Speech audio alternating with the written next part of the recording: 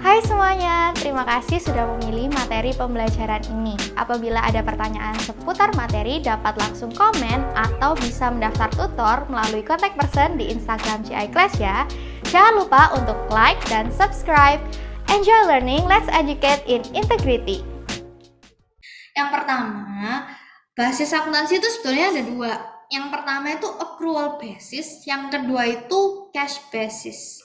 Accrual basis itu perusahaan mencatat transaksi ketika transaksi itu terjadi. Maksudnya gimana? Maksudnya kayak gini, kalau misalkan pendapatan itu kita akui ketika kita benar-benar melakukan jasanya, baru kita bisa akui sebagai service revenue, ya kan?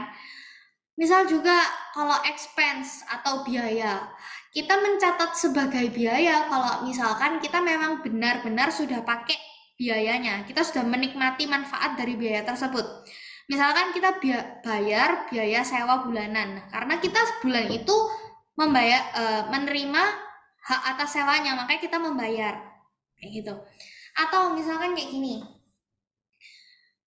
kita ini ceritanya adalah mencatat transaksi atas gaji.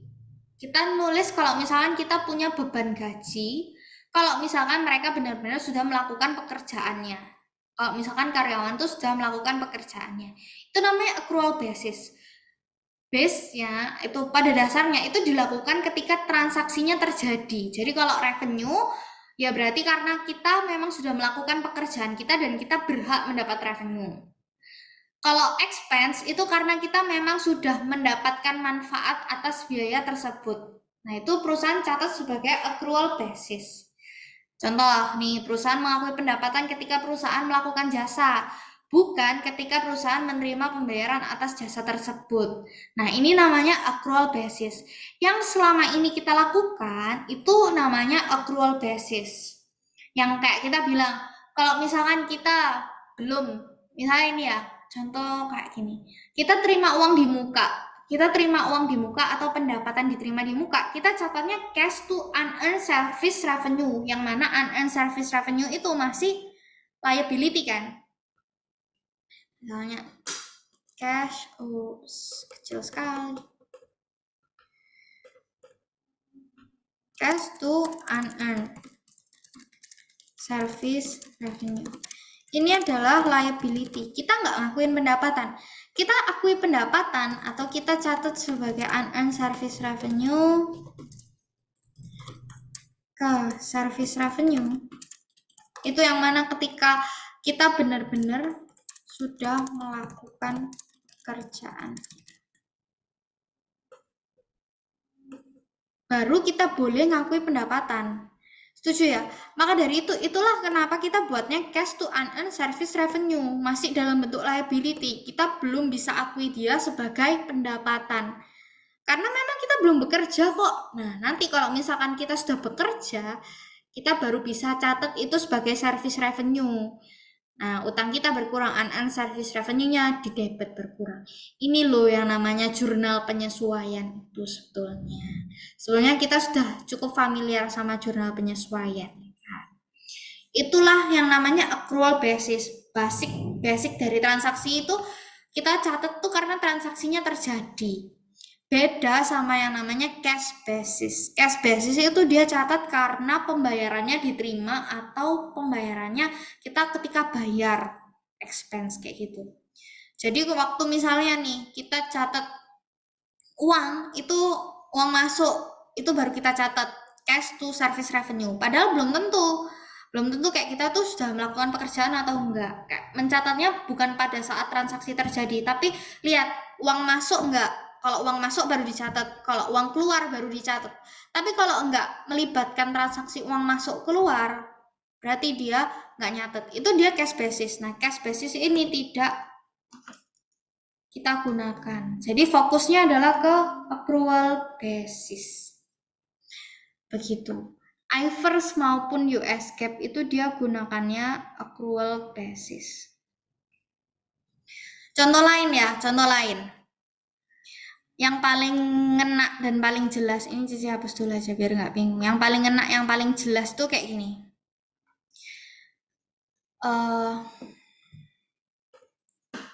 mencatat ini. Kita sudah melakukan perusahaan memberikan jasa tapi dibayar oleh klien secara kredit. Berdasarkan accrual basis. Jurnal yang dibuat apa? Yuk. Kalau perusahaan memberikan jasa tapi dibayar klien secara kredit, accrual basis kita catat kayak gimana jurnalnya?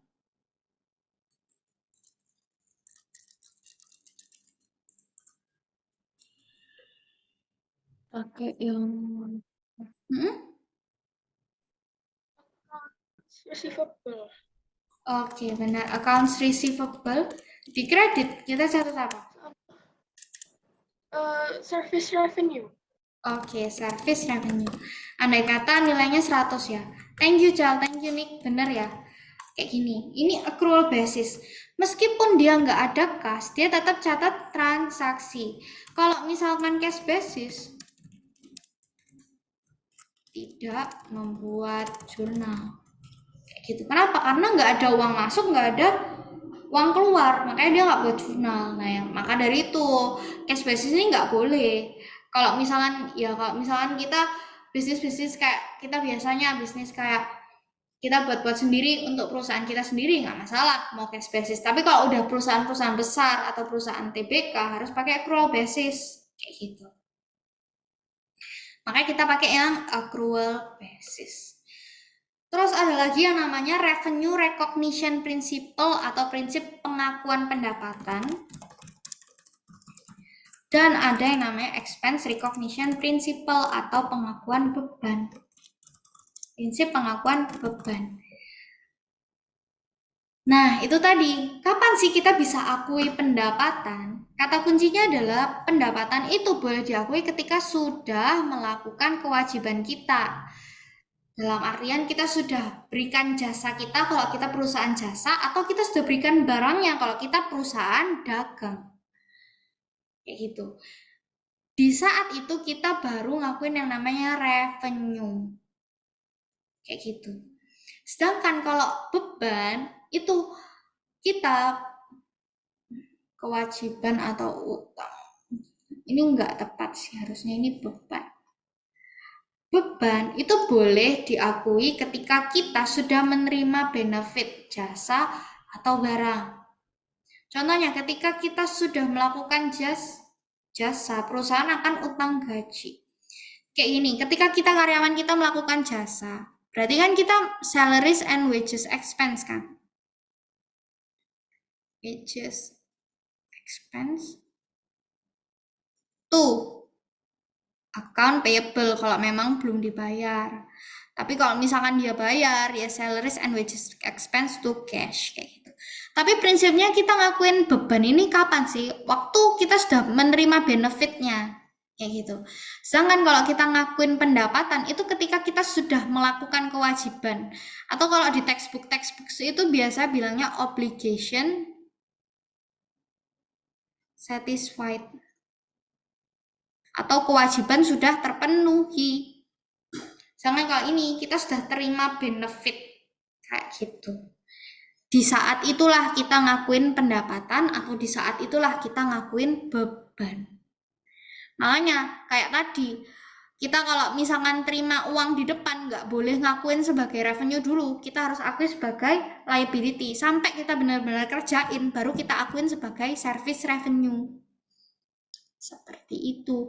Sama halnya sama expense, meskipun ya kita udah bayar, tapi kita belum menerima benefit, belum menerima manfaat, kita masukinnya kemana? Prepaid expense, ya kan? Kalau misalkan kita sudah terima jasanya, maka dari itu, misalkan ya, ini prepaid rent. Contoh expense ini. Prepaid rent to cash. Ini belum bisa akui beban.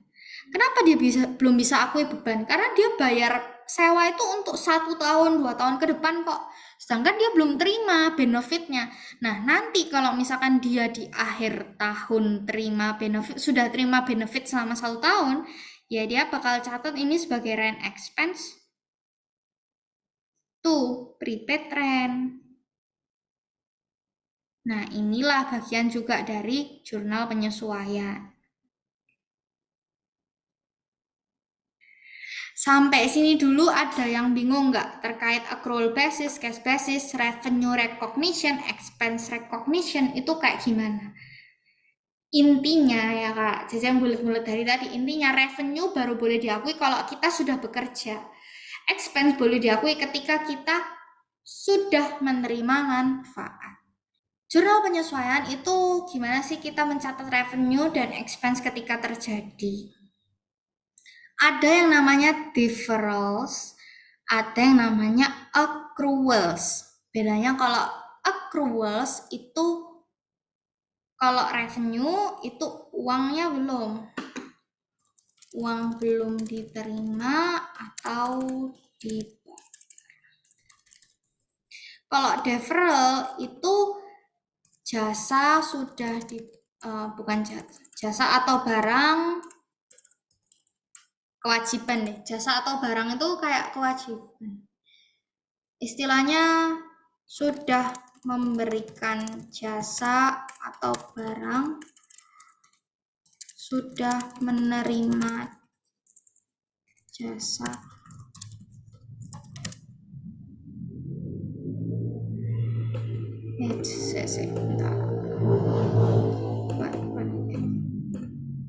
Kalau accrual itu uang belum diterima atau dibayar tapi sudah menerima jasa atau sudah memberikan jasa. Kalau deferral itu yang belum adalah belum diterima jasa atau barang atau belum dilakukan jasa atau barang tapi uang sudah diterima atau dibayar. Jadi polanya itu dari sisi ininya. Kalau deferral itu jasanya yang belum, tapi udah terima uang atau udah bayar uang. Jadi kalau deferral itu kata kuncinya itu jasa barangnya itu belum diterima atau belum kita kasihkan, tapi uangnya sudah duluan. Tapi kalau accrual yang belum itu uangnya, tapi jasanya itu sudah diberikan atau jasanya sudah diterima. Maksudnya gimana? Gini, kalau prepaid expense, berarti prepaid expense ini contohnya apa? Prepaid rent, prepaid insurance gitu kan. Prepaid rent, prepaid insurance, terus nanti juga tentang supplies, terus nanti tentang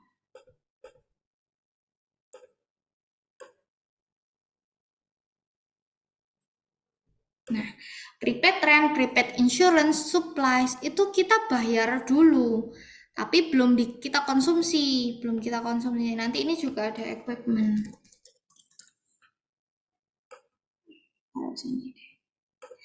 Kita istilahnya kita ini kayak bayar dulu, tapi kita belum konsumsi, ya toh.